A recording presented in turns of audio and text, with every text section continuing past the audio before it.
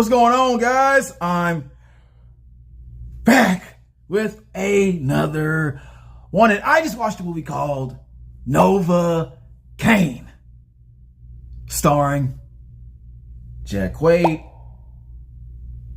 Amber Midthunder.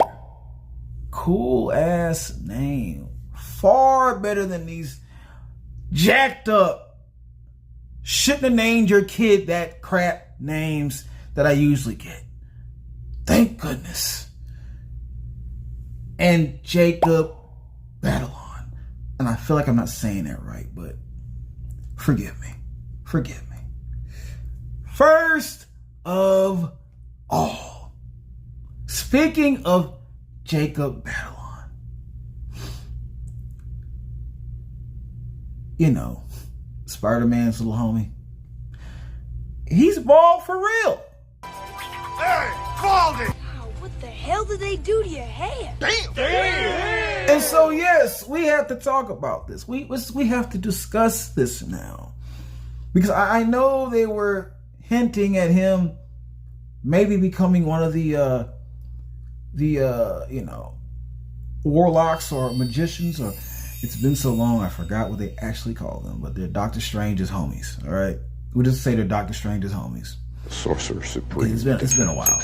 You know, leave me alone. Leave me alone, okay? So we're officially saying that he's going to be one of those, right? My only gripe is it did not look right in this movie. It completely threw me off, and I was like, okay, he's got to be that, because he can't be bald. Well, you can bald at that age, but I doubt it. I doubt it. You're not balding like me. We have to shave all your hair off. All right. You're not, you know, the eyebrows are gone. The eyebrows are completely gone. It's looking crazy. It's looking crazy. Now, if there's a medical condition going on, forgive me. Please forgive me. I apologize for that. Did not know. Okay, I don't want to come at it that way, but if it's not, and that was a fashion choice, but if it's for the movie, okay, but it looks not right in that movie, in that role. It doesn't look right, but okay, this is what we're doing. That's what we're doing now. So he's gonna be one of the guys now. He's one of Strange's homies. That's what we're saying, right? Yeah, well, dang, what's gonna happen to the other guy? Is he still gonna be there? Are you replacing you know what I'm trying to say here. Are you doing that? Don't do that. Don't do that. The other guy, he's far more entertaining. Come on. Now, come on now. But we shall see. As Marvel progresses, we're going to see what's going on with that choice of cut. Now, let's get back to the movie review, shall we? Novocaine. For those who don't know, for those who are not aware, now, I know this movie came out some weeks ago now, or 1 week or two, whatever. But I'm just now getting to this. Yeah, well, so you most definitely know about this. Jack Quaid's been on a roll. He's been on a roll lately with other movies he's already done, to the show The Boys, which is coming back out, I think later on this year. It should be. And we know he's doing good on that. So you pretty much know everything this man does now. Okay, Hollywood makes sure of that. No excuses. I want no excuses. Okay? Novocaine. It's pretty much about this guy named Nathan. Nathan keeps to himself. And he works at a bank. All right, a bank that also wonders why he's so secretive. Why is he keeping to himself? You know, the girl comes in there and they ask him, do you want to come out? And you never come out to the little bank parties that we throw. We have parties. and you stay in your office. Well, why is this? Well, that's because he really does have something that he is hiding, his condition that he can't feel pain, and he feels weird, and his mom had always sheltered him from the world, so he just continued to shelter himself as he got older, because one wrong move and it's his life. That's it. It's nighty-night for him. So he kind of locked himself up to himself, which is a little extreme, but that's how the guy wants to live it, okay? And until one day he bumps into the right girl at his job, who, it could be right or wrong if you watch the movie, but she gets him out of his shell a little bit. They go on a date. They get to know each other. It gets going cool, everything. And she finally finds out the ups and downs about his condition and everything like that. And then a bank robbery takes place.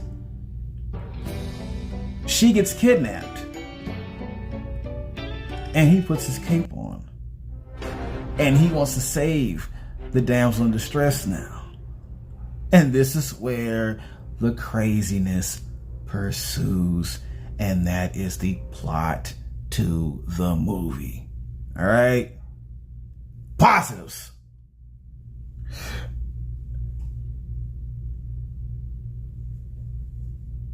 Nathan and Sherry were vibing. They were vibing hard in this movie, man. When they first met each other for that little date out from the office, his first time probably hanging out with anybody outside the office, they were hitting it off, man. It was also a part in this movie where it looked like she was falling for somebody else on the date, but the way that she played that off, the way she actually turned the tables on that, I'm not gonna say too much. Diabolical. I love that. That was so cool. I would have been giving her thumbs up as well. I would have been all for this. This is what I'm talking about. This is what I'm talking about. And then they got to the house, and it had to go down. It was going to happen sooner or later. She asked him if he could feel pleasure, and I'm sure he had no problem feeling pleasure. Can you feel it? And yes. And after that man was in cloud 9 the next day. Oh, he was loving it. Just had sex, loving it. I don't think he's had any in like 8 years. Are you a virgin? If he's ever had any, he's probably never had any. I want to say, damn, that's crazy. But yeah, that entire getting to know each other scene, that was the vibe. That was really cool, man. That's what you want. That's what you want when you first get to know somebody. That I loved that part. All of that. Okay? Give me that. Next positive. The action and his condition mixed very well, because you know through 90% of this movie they're going to use his condition as sort of a wheel of entertainment. You're going to get him to getting knives through the abdomen, arm almost chopped off, all kinds of bruises and cuts that would knock normal people out. He got his hand cooked and battered, and was still he was still conscious. He was still conscious with his hand dipped in hot batter. We would have passed out from that, but he could take it. And so he used that condition in ways no one else obviously could not. All right, shoving knives and swords through his leg just to murk someone else. Cool, awesome ways to fight his enemies when you have a condition like that. And I like that he utilized it to his best abilities. All right. Another positive. 45 minutes later.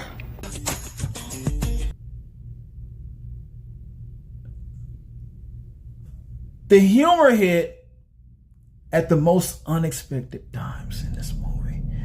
Okay, right when you think you're having a serious moment, they hit you with one. They hit you with a funny jab. All right, with the punchline. Like the part where he's talking to his online friend is played by, Spider-Man's homie. He says something and it's kind of ignores his online homeboy. And he says, all right, cuss words. I can't say it. I obviously can't say this on YouTube, but he says it so nonchalantly. So a matter of fact. Like it was a normal thing to say at that moment. And yeah, I got a good natural laugh out of that. I got such a natural laugh out of him saying that, the way that he said that. I wish I could say it on YouTube. I really wish I could, but I can't. I can't do that, unfortunately. And then there are other parts in the movie where, of course, because of his condition, we also get good laughs out of that, like parts where we know good and damn well anybody else would be dead or out on the floor, unconscious from the things this man can endure. Okay. And that made it funny. That was just funny by itself. All right. So it's almost hard to explain, but when the humor hits, it really hit in this movie. I like that it was that funny. It was that funny. It wasn't one of those trying too hard jokes because we gotta make this funny. We gotta make it funny. No, they weren't forcing it. They didn't force this at all. Jack Quaid is a funny guy. He's just naturally funny, thanks to his uncle. His dad, not so much. The uncle, I think it's all his uncle. He got all his uncle's genes in that one. All right? Thank goodness. Thank goodness he did. Okay? Last positive to mention. All the negatives to his condition were very sad. And of course, they're negatives. They're going to be sad, right? They're supposed to be sad. But there was just some things about his condition that I did not realize were possible when you can't feel pain. You don't really think about it. You don't, no one sits there and contemplates this like, oh yeah, he can't feel pain, so he can't taste certain foods. He can't eat solid foods because if he bites his tongue too hard, he could bite his tongue off and bleed to death, choke on his own blood, his own tongue. He has to watch how he walks around, the kind of shoes that he wears. He step on a nail and not know that he stepped on a nail. And it's over. It's over. This man has to constantly watch not to bleed on death. Oh my God. Not to bleed on death. What? Not to bleed to death. He can't. He is so open to bleeding to death at any moment and not know that he is. That is a risk. That's a life risk right there. You don't even realize it's going on until you have a condition like that. It's insane. It's crazy. That's crazy to think about that. I never even, very creative to sit here and think about this and then write this down in the film. Yeah, man. Negatives. This movie was predictable at times. I'm going to say that. It was predictable at times. I mean, there were moments where, you kind of like, okay, I see where this is going. I can't say too much right now because it's just going to give it all up. The whole plot, the twist is going to be given up. But I caught that twist immediately. There was a certain vibe or moment that happens in the movie. And as soon as that moment hits,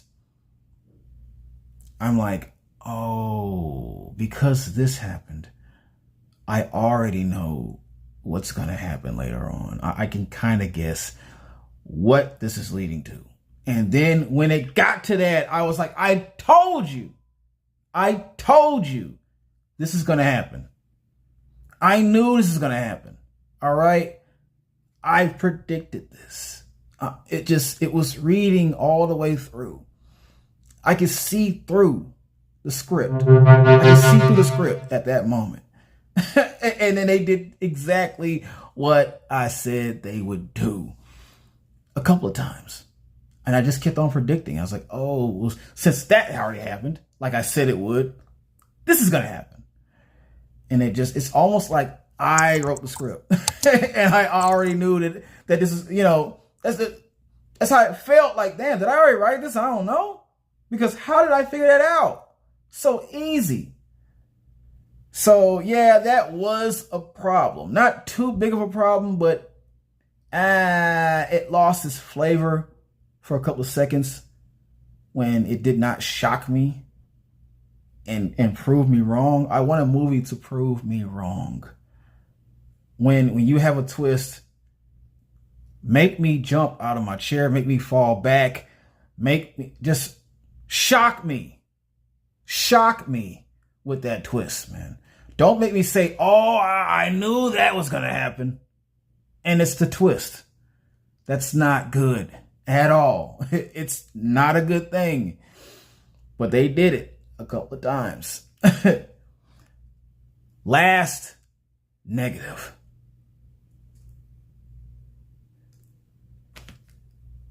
The plot armor in this movie exceeds his condition. And what I mean by this is a lot of henchmen had guns. You can never have enough, brother. So could someone please explain to me why no one ever shot this man in the head or tried to shoot him? They had so many chances. Everyone owned a gun. No one went for a head shot. You don't need to know his condition to think of this. And that was not realistic for me. It was not. People were shooting at him. People were shooting at him through the movie, but no headshots. Not even a try, an attempt at a headshot at all. Come on, man. You're reminding me of something else. Someone else that I don't want to say right now because it's just going to be too cliche. Army. The only people on board were stormtroopers, dignitaries, and Storm! Storm! But with that said, I'm still giving this a hell yes. It is a good movie. This film is worth the watch. I love it when it's an action movie that I would not mind going to the movies to see again. All right, it's very hard to get a good one this year. They're lacking in good films, and this is one of those films that you need to cherish for this year because you might never see one like this again for the rest of this year. That's how bad this year is doing. Okay, so I cherish this film. Close. Okay. Please watch this. If nothing else, go watch this movie. You might never get one like this for a long time. Press that like button, share. You better subscribe.